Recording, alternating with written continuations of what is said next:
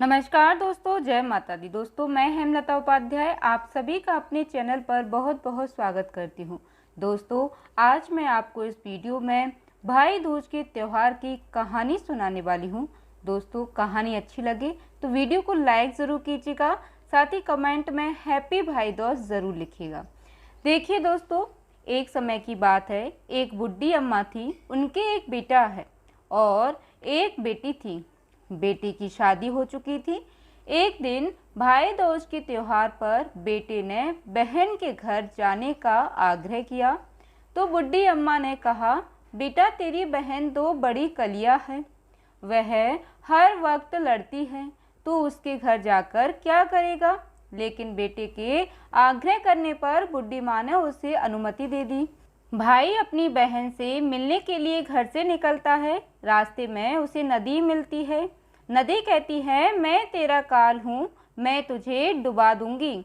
तब भाई कहता है, मैं कई साल बाद अपनी बहन से मिलने जा रहा हूँ, उससे मिलने के बाद आने पर फिर वापस आप मुझे डुबा देना। तो नदी मान जाती है और फिर रास्ता दे देती है। थोड़ा आगे बढ़ता है तो भाई को रास्ते में उसे एक सर्प मिलता है। सर्प कहता है, मैं तुझे डस लूँगा। तब भाई कहता है, पहले मुझे अपनी बहन से मिलकर टीका लगवा लेने दो, फिर तुम मुझे डस लेना। सर्प भी उसे रास्ता दे देता है। अब वह आगे बढ़ता है। आगे जंगल में उसे एक शेर मिलता है। शेर कहता है, मैं तुझे खाऊंगा। तो भाई उसे भी वही कहता है, मैं पहले अपनी बहन से मिलकर टीका लगवा लूं, फिर लौटते समय तू मुझे खा लेना। शेर भी उसे रास्ता दे देता है। अब भाई बहन के घर पहुंचता है और आवाज़ लगाता है, देख बहन, 7 कोस दूर से तिलक कराने तेरा भाई आया है। बहन उस समय सूत काट रही होती है, तब उसका सूत बीच में ही टूट जाता है। यह मान्यता है कि यदि सूत काटते वक्त सूत बीच में से टूट जाए तो जिस बहन के इकलौता भाई होता है, जब तक सूत पुनः जुड़ नहीं जाता तब तक बोलती नहीं है। भाई बाहर से पुनः आवाज़ लगाता है। भाई की आवाज़ सुन जब बहन जवाब नहीं देती तो भाई मन में सोचता है, मुझ गरीब से मेरी बहन सब बात नहीं करना चाहती। माँ सही कहती थी, मुझे यहाँ नहीं आना चाहिए था। यह सोचकर वह वापस जाने लगता है। इतने में बहन का सूत पुनः जुड़ जाता है और वह भाई को आवाज़ देती है और उसकी तरफ दौड़ती है और उसे बात ना करने का कारण बताती है। फिर प्यार से और स्नेह से घर में ले जाती है। अब वह अपनी सहेली पड़ोसन के घर जाती है और उससे पूछती है, सहेली, कोई जान से भी प्यारा मेहमान आए तो क्या करना चाहिए। पड़ोसन मजाक में कह देती है, तेल से चौका लगाना चाहिए और घी में चावल पकाने चाहिए। भोली बहन पड़ोसन का मजाक समझ नहीं पाती और वैसा ही करती है। अब ना तो चौका सूखता है और ना ही चावल सींचते हैं। इधर भूखा भाई उससे कहता है, बहन भूख लगी है, खाना परोस दो। तब बहन बोली, भाई आज ना तो चावल सींच रहे हैं और ना ही चौका सूख रहा है। भाई ने पूछा, कैसे तूने चौका लगाया है और कैसे तूने चावल चढ़ाए। बहन बोली, मेरी सहेली पड़ोसन ने पूछा तो उसने कहा, जान से भी प्यारा मेहमान आए तो तेल का चौका लगाना चाहिए और घी में चावल पकाने चाहिए। भाई बोला, अरे मेरी भोली बहन, कभी तेल में चौका सूखा है और कभी घी में चावल पके हैं। तू पानी का चौका लगा और पानी में ही चावल चढ़ा। फिर वह ऐसा ही करती है। जब चौका सूख जाता है और चावल पक जाते हैं तब उसमें घी और शक्कर डालकर भाई को भोजन कराती है और फिर उसके तिलक करती है। कई दिन बीत जाते हैं। एक दिन भाई बोला, बहन अब मैं घर वापस जाऊंगा, माँ अकेली है। अगले दिन सुबह बहन जल्दी उठकर गेहूं पीसकर भाई के लिए लड्डू तैयार करती है और कुछ लड्डू बच्चों के लिए रखकर अपने भाई को विदा करती है। सुबह जब बच्चे उठते हैं तो माँ से खाने को मांगते हैं। तब माँ उन्हें वही लड्डू दे देती है। तब वह देखती है, यह क्या, सारे लड्डू हरे रंग के हो गए। फिर वह चक्की में देखती है तो उसमें गेहूं के साथ एक सांप भी पिस गया होता है। वह उन लड्डुओं को फेंक देती है और अपने भाई के पीछे भागती है। रास्ते में एक पेड़ के नीचे उसका भाई बैठा होता है। उसे देखकर बोला, क्या हुआ बहन? तो बहन पूछती है, मैंने तुझे जो लड्डू बांधे थे वह कहाँ हैं? भाई बोला, तेरे लड्डू मैंने अभी नहीं खाए, पेड़ पर टंगे हैं, ले। वह पेड़ से लड्डू उतारती है और वहीं गड्ढा कर उन लड्डुओं को गाड़ देती है। फिर अपने भाई की सारी बात बताती है। भाई बोला, बहन तूने एक बार तो मुझे मौत से बचा लिया, लेकिन मैं पीछे कईयों को साई देकर आया हूँ। और बहन को सारी बात बताता है। वह दोनों वहाँ बैठ बात कर रहे होते हैं कि बहन भाई से पानी मांगती है।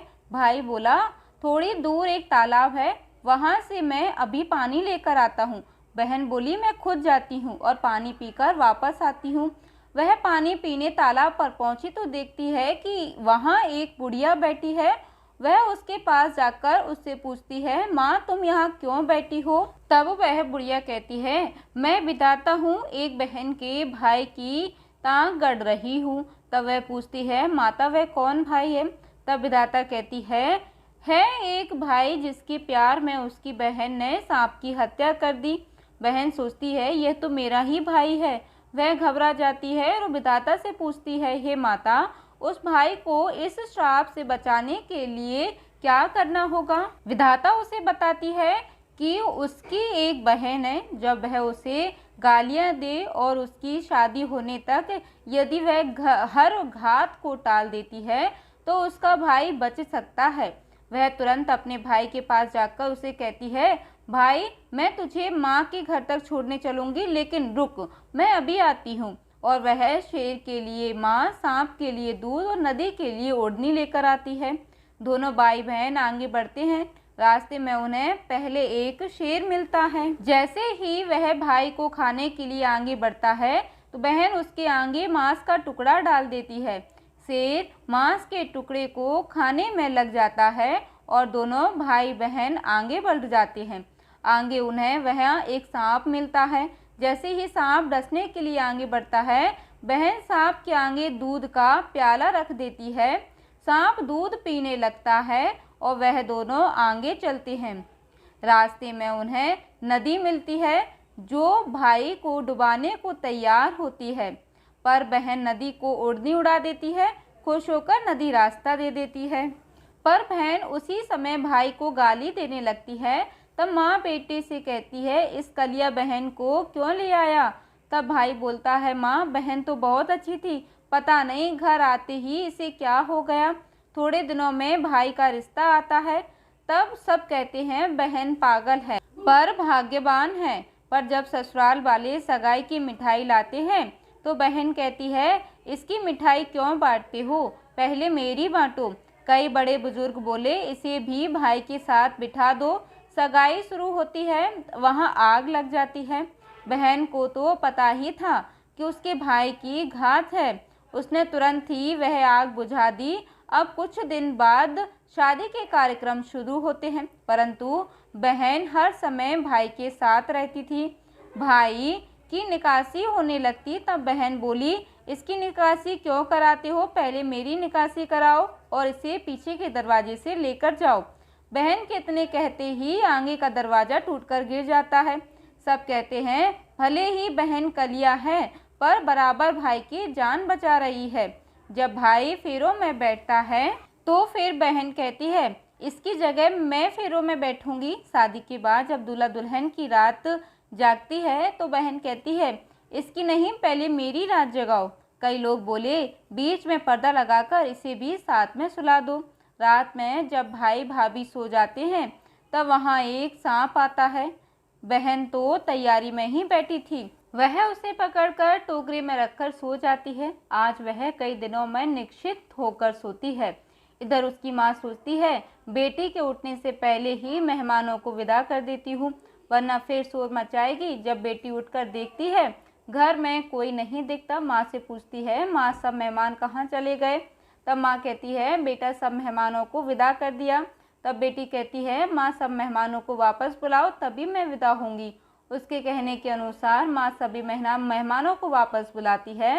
तब वह माँ से कहती है, माँ आज के दिन के लिए ही मैंने पाले में पूत और चूल्हे पर दूध छोड़ा था और पागल हो गई थी। मेरे इस भाई पर सात घात थी, वह टालने के लिए मैं ऐसा कर रही थी। उसकी यह बात सुनकर माँ और भाई बहुत खुश हो जाते हैं और सबसे पहले अपनी बेटी को विदा करते हैं और उसके बाद सभी मेहमानों को विदा करते हैं। इस दिन के बाद से ही हर बहन अपने भाई की लंबी उम्र की कामना से भाई दूज का त्यौहार मनाने लगी है। आज के दिन बहन अपने भाई को तिलक करती है और उसे खूब सारा आशीर्वाद भी देती है और साथ ही यह कथा को सुनती है। उम्मीद करती हूँ दोस्तों कि आपने कथा को श्रवण किया होगा। कथा सुनने के बाद कमेंट में हैप्पी भाई दूज ज़रूर लिखिएगा। साथ ही हमारे साथ जुड़े रहने के लिए चैनल को सब्सक्राइब कर लीजिएगा। धन्यवाद दोस्तों। जय माता दी।